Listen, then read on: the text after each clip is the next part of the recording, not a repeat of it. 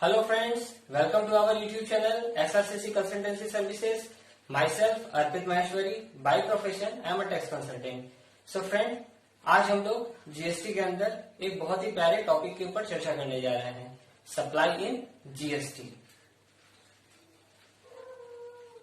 So friend, जैसा कि हम लोग जानते हैं सप्लाई अंडर जीएसटी, इसके अंदर में सप्लाई को सभी तरह की सप्लाई, सेल्स, भाड़े पे देना या मटेरियल के बदले मटेरियल, यानी कि माल के बदले माल रिसीव करना. इसके अंदर में हम लोग देखते हैं कि सप्लाई के मेजर पॉइंट क्या है कि सप्लाई के बदले आपको कुछ ना कुछ मिलना चाहिए, चाहे वो इन कैश हो, चाहे वो इन गुड्स हो, चाहे इन सर्विस हो. समथिंग इन रिटर्न होना बहुत जरूरी है और ये आपके बिजनेस से रिलेटेड होना चाहिए. इंडिविजुअल लेवल में अगर आप किसी भी तरह की कोई भी सप्लाई करते हैं तो वो जीएसटी के अंदर अट्रैक्ट नहीं होगी. इसीलिए इसमें बिजनेस हाउसेस का होना बहुत जरूरी है. एक केस आता है इंपोर्ट ऑफ सर्विस का.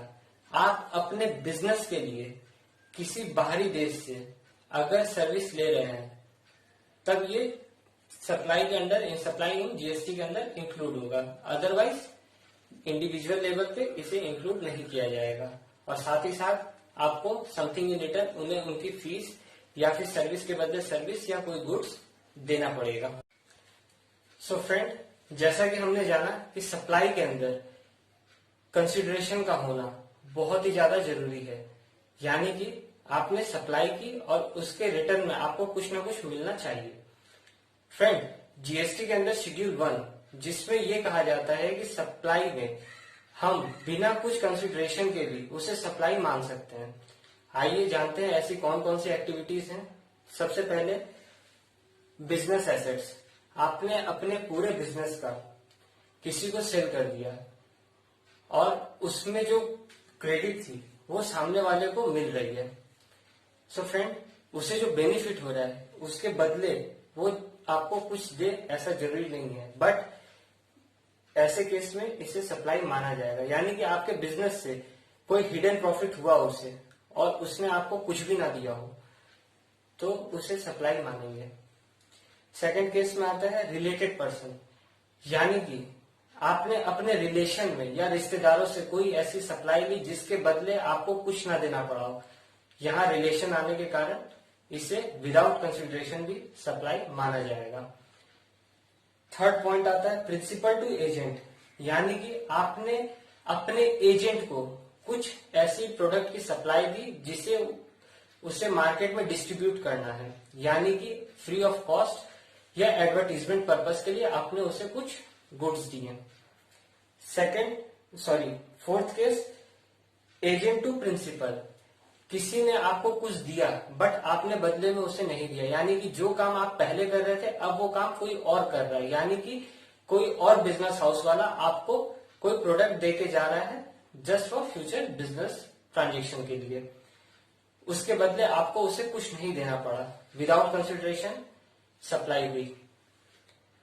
और लास्ट है import of service from related, यानी कि बाहर देश में कोई आपका रिलेटिव बैठा है या कोई आपके रिलेटेड बिजनेस वाले हैं जिन्होंने आपको बाहरी देश से सप्लाई दी बट उन्होंने आपसे कुछ नहीं दिया या आपने उन्हें कुछ नहीं दिया, विदाउट कंसिडरेशन सप्लाई हुई, तो इससे हम लोग विदाउट कंसिडरेशन भी सप्लाई मानेंगे. सो फ्रेंड, जैसा कि हमने देखा शेड्यूल 1 में कुछ चीजों की हम लोगों ने सप्लाई की विदाउट एनी कंसिडरेशन बट उसे सप्लाई के अंदर इंक्लूड किया गया. ठीक इसी तरह से एक और शेड्यूल है हमारे पास, शेड्यूल नंबर 2. ये थोड़ा सा कंफ्यूज करने वाला शेड्यूल है, कारण कि इसमें हमेशा दो एक्टिविटीज हो रही हैं. पहला सप्लाई ऑफ गुड्स किसे कहते हैं और सप्लाई ऑफ सर्विस किसे कहते हैं. यहाँ एक कंफ्यूजन है. सो फ्रेंड, यहाँ पे हम लोग इसे एक छोटे से एग्जाम्पल के थ्रू समझते हैं. जैसे कि हम लोग कोई भी कपड़े का टुकड़ा, यानी कि कपड़े की थान बोल लीजिए या एक लंबे कपड़े का टुकड़ा हम लोग किसी को कलर और डिजाइन करने के लिए दे रहे हैं. सो फ्रेंड, वो तो हमें सर्विस प्रोवाइड कर रहा है उसे कलर डिजाइन करके, बट साथ ही साथ वो हमें कलर, डिजाइन, इन सब चीजों की सर्विस भी प्रोवाइड कर रहा है. सो फ्रेंड, यहाँ पे हम लोगों को कंफ्यूजन ये होती है कि ये क्या सर्विस में इंक्लूड किया जाएगा या उसने हमें गुड्स दिया. तो शेड्यूल 2 कहता है कि जब आपको कोई सर्विस प्रोवाइड कर रहा है और उसमें लगने वाले गुड्स भी आपको सर्विस ही कंसीडर करना पड़ेगा, उसे आप गुड्स की तरह नहीं ले सकते। यानी कि सर्विस प्रोवाइड करने में जो भी सपोर्टिंग एलिमेंट्स लग रहे हैं वो पार्ट ऑफ सर्विस माने जाएंगे, उसे आप गुड्स ट्रीट नहीं कर सकते। So friend, schedule 1 and schedule 2 को हम लोगों ने जाना। अब हम लोग आते हैं अपने थर्ड पॉइंट के पास, यानी कि शेड्यूल 3। सो फ्रेंड, शेड्यूल 3 कहता है कि इन एक्टिविटीज को सप्लाई नहीं माना जाएगा, मतलब कि ये एक्टिविटीज इनको हम लोग कंसिडर करेंगे ही नहीं कि ये सप्लाई है। आइए जानते कौन कौन सी। अगर एम्प्लॉय अपने एम्प्लॉयर को कोई सर्विस प्रोवाइड किया, कोर्ट जो जजमेंट देते हैं या फिर वहां के जज हैं, अगर वो कोई सर्विस प्रोवाइड कर रही है हमें, तो उन्हें सप्लाई के अंदर नहीं इंक्लूड किया जाएगा। एमपी, एमएलएस, इन सब की सर्विसेज सप्लाई के अंदर नहीं मानी जाएंगी। सवाहिनी, फ्यूनरल या फिर आपका बिरियल, यानी कि जो शव वाहक है, यानी कि डेड बॉडीज वगैरह को ले जाने में या फिर जलाने में जो भी सर्विस हमें मिलती है, उन्हें सप्लाई नहीं माना जाएगा। Sale of land and building, इन्हें भी सप्लाई के अंदर कंसीडर नहीं किया जाता है। एक्शनेबल क्लेम, जिसके ऊपर आपका अपना ओन राइट है। FD, option of purchase of land, etc, इन्हें सप्लाई के अंदर इंक्लूड नहीं किया जाता है। इन सारी एक्टिविटीज को सप्लाई माना ही नहीं जाता है।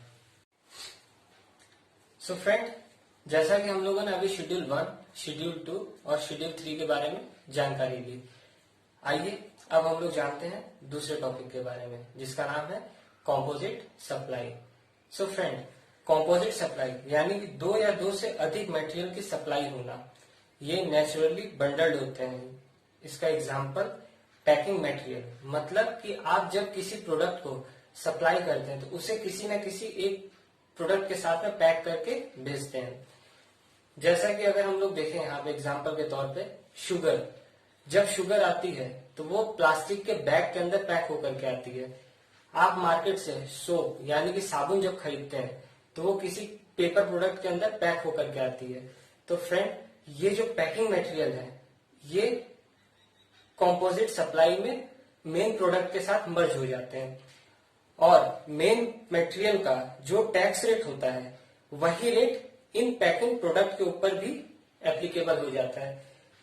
जैसे कि अगर आपका पैकिंग मटेरियल 18% की कैटेगरी में फॉल करता है और आपका मेन प्रोडक्ट 28% की कैटेगरी में फॉल करता है, सो फ्रेंड, पैकिंग मटेरियल 18% हम लोग नहीं लेंगे, उसे भी हम लोग 28% में ही इंक्लूड करेंगे। क्यों? क्योंकि ये मेन प्रोडक्ट का सपोर्टिंग एलिमेंट है। सो फ्रेंड, कॉम्पोजिट सप्लाई के बाद अब हम लोग आते हैं मिक्स सप्लाई की तरफ। आइए जानते हैं मिक्स सप्लाई क्या होती है। फ्रेंड, दो या दो से अधिक चीजें जब सप्लाई की जाती हैं तो उसे हम लोग मिक्स सप्लाई कहते हैं। इसमें इसे हम लोगों को इंडिपेंडेंटली आइडेंटिफाई करना पड़ता है। दैट मीन्स, से फॉर एग्जाम्पल अगर बोला जाए कि जैसा कि हम लोग नॉर्मल मार्केट में देखते हैं कि अगर आप सर्फ का पैकेट लेते हैं तो उसके संग में आपको एक बाल्टी फ्री मिलती है। सो फ्रेंड, यहाँ पे हम लोग जब किसी प्रोडक्ट को सेल्स प्रमोशन के लिए किसी दूसरे प्रोडक्ट की हेल्प लेते हैं और वो दोनों को एक साथ सप्लाई करते हैं तो उसे मिक्स्ड सेल कहा जाता है। इसमें higher rate of tax attract होगा, जैसा कॉम्पोजिट सप्लाई में आ रहा था।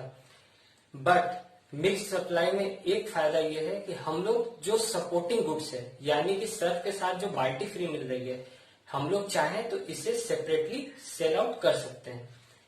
बट जो हायर रेट उस टैक्स का होगा वही दूसरे पे भी एप्लीकेबल होगा, भले उसका टैक्स रेट कम हो। जैसे कि आपके सर्फ का रेट अगर 28% की कैटेगरी में फॉल हो रहा है और जो साथ में सपोर्टिंग प्रोडक्ट यानी कि बाल्टी है वो 18% की कैटेगरी में फॉल कर रही है, लेकिन मेन प्रोडक्ट आपका 28% होने के कारण उस बाल्टी के ऊपर भी हम लोग 28% ही चार्ज करेंगे। So friend, supply in GST के अंदर इतनी सी ही बातें थी। आई होप आपको हमारा ये वीडियो बहुत ही पसंद आया होगा। सो प्लीज हमारे इस चैनल को लाइक एंड सब्सक्राइब जरूर करें और साथ ही बेल आइकन को भी प्रेस करें ताकि आने वाली क्लासेस या आने वाले वीडियोस की नोटिफिकेशंस आपको मिलती रहे। और साथ ही साथ इसे अपने फ्रेंड्स, रिलेटिव्स सभी के साथ शेयर करें। So thank you guys.